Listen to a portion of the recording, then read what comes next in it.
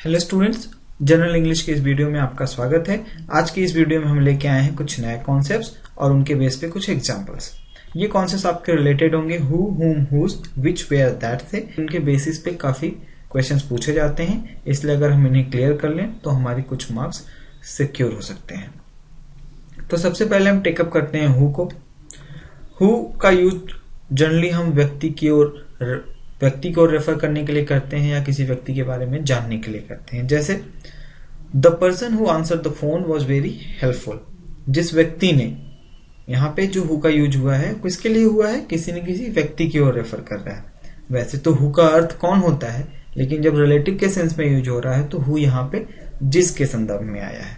ठीक, अगला एग्जाम्पल अगर हम देखें, who at all the chocolates. यहाँ चॉकलेट कौन खाएगा, कोई ना कोई व्यक्ति ही तो खाएगा।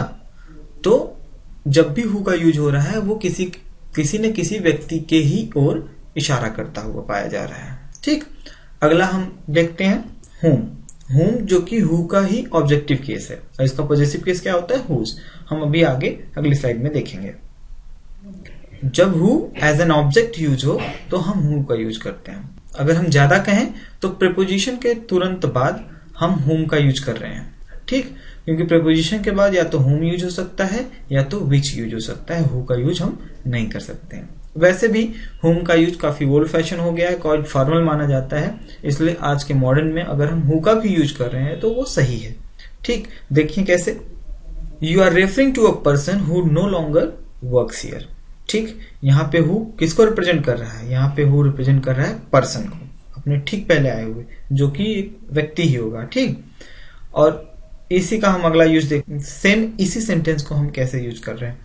The person to whom, the person to whom, यहाँ टू के तुरंत बाद हमने क्या यूज किया, होम यूज किया। ऊपर हमने आपको बताया भी कि प्रीपोजिशन के हम बाद होम का यूज कर रहे हैं। ठीक, लेकिन होम एज ऑब्जेक्ट भले यूज हुआ है, आया है पर्सन के लिए।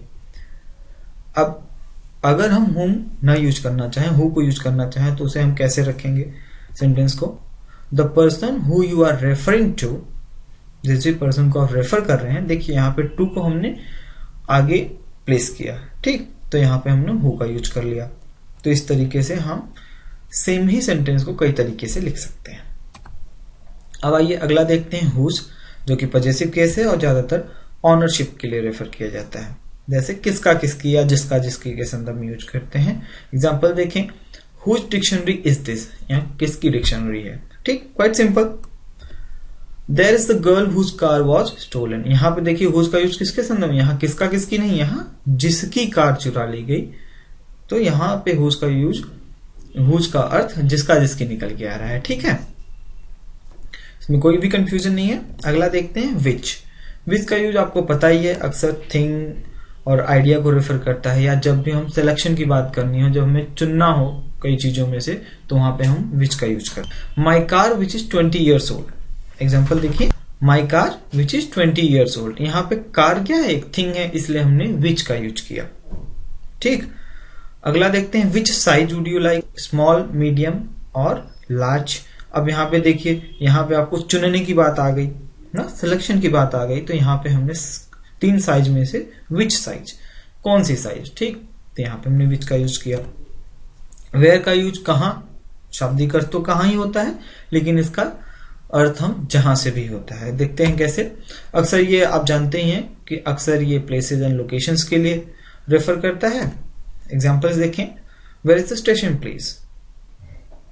यहाँ पे स्टेशन कहाँ है, तो यहाँ वेयर का यूज कहाँ के रूप में आया। लेकिन अगला एग्जाम्पल अगर हम देखें, that's where I spend my childhood, यही वह जगह है जहां मैंने। ठीक, तो यहाँ जहां के सेंस में आ गया। अगला हम देखते हैं दैट, जो कि हमारा लास्ट भी है।